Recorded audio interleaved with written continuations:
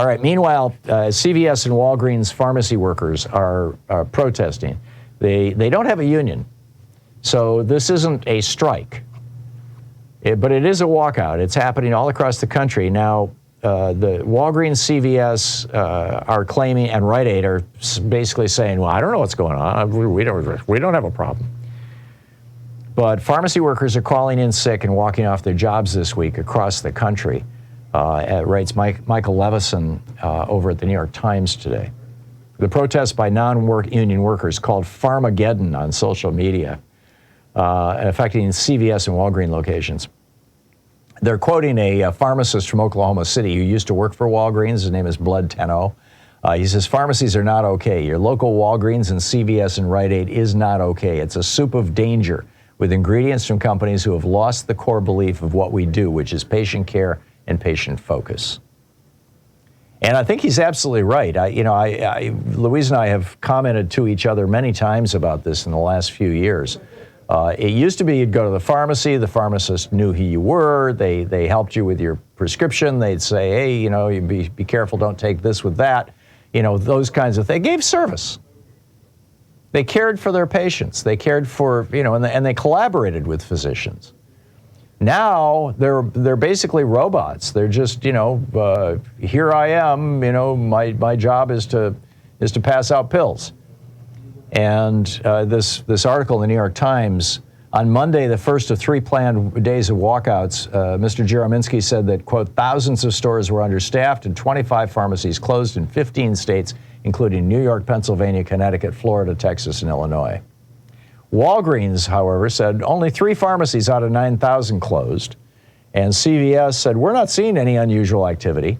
And Rite Aid said, we are unaware of plans by our pharmacists to participate in this activity. Many of the people who are walking out say they were inspired by about 24 CVS pharmacists who walked off the job in Kansas City, Missouri, back in September, about 6 weeks ago. The workers had organized this. They don't have a union, as I mentioned, but they organized it on Facebook and Reddit, rallying around demands for more staffing as well as better pay and guaranteed hours for pharmacy technicians. Christine Setti, 64, quit her job as a pharmacy technician at CVS in Pennsylvania because, quote, I just felt like they didn't appreciate their employees.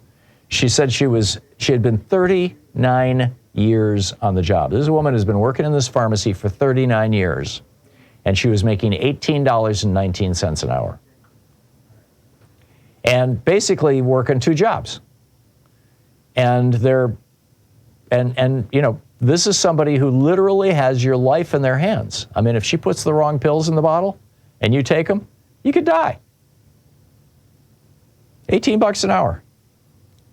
CVS, she said, cut her hours from 40 a week down to 30 a week. Big companies do this because you're no longer eligible for all kinds of things.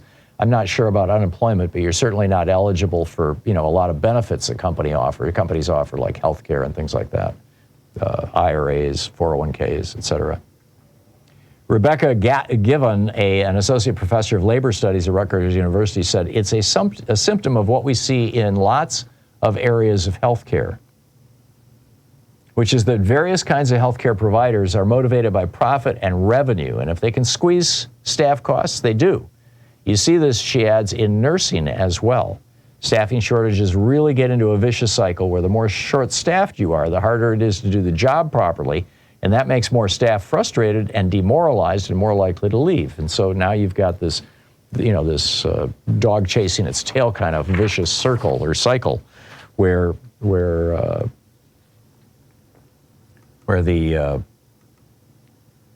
it's just going down in flames, basically. The people are going down in flames. The organization is going down in flames.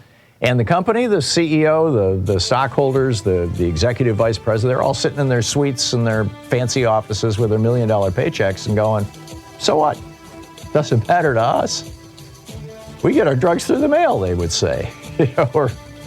It's just another example of corporate America corrupting our country. And, these companies should never have been allowed to get this large.